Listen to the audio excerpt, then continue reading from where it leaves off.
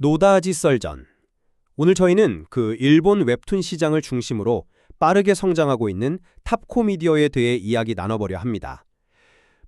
자체 스튜디오 운영에다가 또 웹소설 플랫폼 노벨피아까지 인수하면서 컨텐츠 제작부터 유통까지 이른바 수직 계열화를 완성했는데요. 과연 이 탑코미디어 웹툰 사업의 미래, 밝다고 볼 수 있을까요? 저는 탑코미디어의 성장 잠재력과 또 수익성 개선 가능성을 꽤 높게 보고 있습니다. 네, 저는 조금 다른 시각입니다.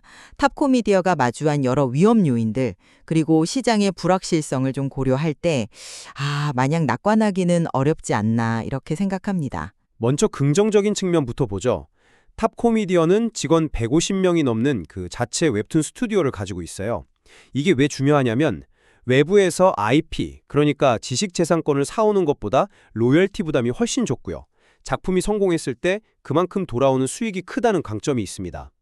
여기에 2025년 현재 누적 작품 13만 개를 넘긴 웹소설 플랫폼 노벨피아 인수는 이건 정말 신의 한 수였다고 봐요. 이미 인기가 검증된 웹소설을 바로 웹툰으로 만들 수 있으니까 초기 흥행 가능성도 높고 또 기존 웹소설 독자 팬덤을 자연스럽게 웹툰으로 끌어올 수 있거든요. 비용 효율화 측면에서도 주목할 만한 성과가 있었죠. 그 코로나 시기에 회당 450만 원까지 치솟았던 제작 단가를 지금은 250만 원 수준까지 상당히 안정화시켰고 중장기적으로는 영업이익률 25% 회복을 목표로 하고 있습니다. 특히 일본 시장, 이 시장은 사용자 한 명당 평균 매출, 즉 ARPU가 한국보다 3배 이상 높아요. 그래서 좋은 콘텐츠만 제공된다면 정말 큰 수익을 기대할 수 있는 매력적인 시장이라는 거죠. 그 점은 저도 동의합니다. 하지만 다른 측면도 좀 봐야 하는데요. 일단 웹툰 하나를 만드는데 짧아도 1년, 길면 3년까지도 걸립니다. 제작 단가를 낮췄다고는 하지만 여전히 상당한 초기 투자 비용이 필요한 건 사실이고 모든 작품이 성공한다는 보장은 없지 않습니까? 또 그 유통 구조를 보면 탑코미디어에서 시작해서 일본 유통사를 거치고 또 플랫폼을 통해 독자에게 전달되기까지 이 구조가 꽤 복잡합니다. 단계마다 수수료가 붙으면 생각보다 최종 수익성이 낮아질 가능성이 있고요. 일본 현지 파트너에 대한 의존도도 이게 무시할 수 없는 부분입니다. 그리고 무엇보다 가장 큰 골칫거리는 역시 불법 복제 사이트 문제입니다. 정말 이 문제만 해결되어도 매출이 2배, 3배 뛸 수 있다는 이야기까지 나오는데 현실적으로 정부 차원의 해결 움직임은 좀 더딘 상황이죠. 심지어 최근 대만에서는 인공지능 AI를 이용해서 작품을 불법 번역하고 유통하는 새로운 방식까지 등장해서 이게 상황이 더 심각해지고 있어요.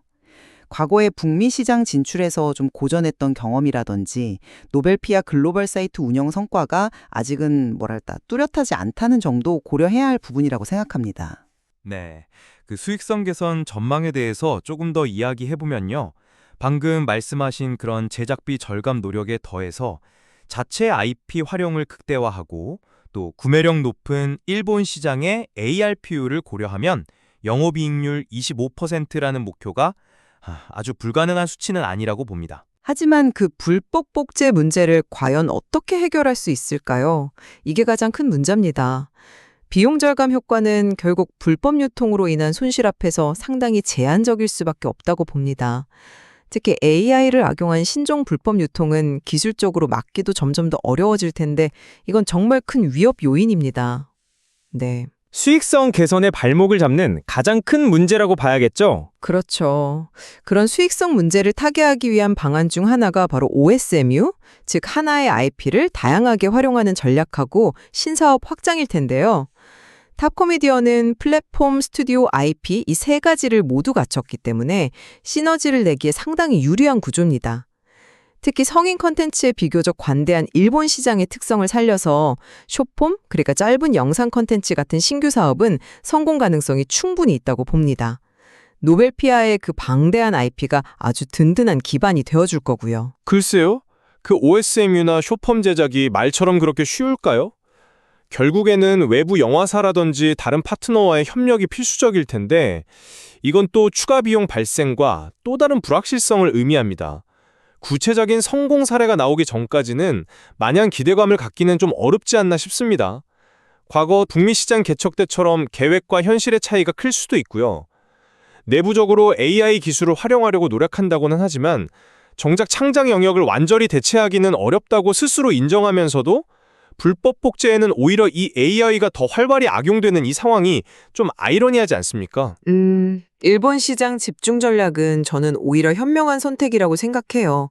높은 구매력과 꾸준히 성장하는 전자책 시장은 분명한 기회 요인이 맞습니다. 현지 문화에 맞는 컨텐츠 개발과 마케팅 노력을 통해서 일본 독자들을 공략한다면 충분히 성과를 낼 수 있다고 봅니다. 그 자체로 위험 부담이 될 수 있습니다. 일본 독자들은 여전히 세로 스크롤 웹툰보다는 가로로 넘겨보는 전통적인 만화 형식을 선호하는 경향이 강한데 이런 문화적 차이를 넘어 확실히 자리 잡는 것도 쉽지 않은 과제입니다. 결국 일본 시장에 대한 높은 의존도는 장기적으로 봤을 때 글로벌 확장 전략에는 좀 한계로 작용할 수밖에 없다고 생각합니다. 탑코미디어는 자체 제작 역량을 키우고 또 비용 구조를 개선하고 노벨 PR라는 강력한 IP 파이프라인을 확보하면서 착실히 내실을 다져왔다고 생각합니다. 일본 시장 공략을 발판 삼아서 중장기적인 성장을 충분히 기대해 볼 만하다고 봅니다. 네, 하지만 여전히 불법 복제라는 아주 큰 외부 위협과 또 글로벌 시장 확대라는 과제가 남아있는 것이 현실입니다. 수익성 개선이나 OSMEO 같은 계획들이 실제 성과로 이어질지는 앞으로 좀 더 시간을 가지고 지켜봐야 할 것 같습니다. 네, 맞습니다. 탑코미디의 웹툰 사업은 분명 기회와 도전 과제를 동시에 안고 있는 상황입니다. 오늘 저희의 이야기가 시청자 여러분께서 탑코미디어의 미래를 좀 더 다각적으로 판단하시는데 조금이나마 도움이 되었기를 바랍니다. 노다지 썰전이었습니다.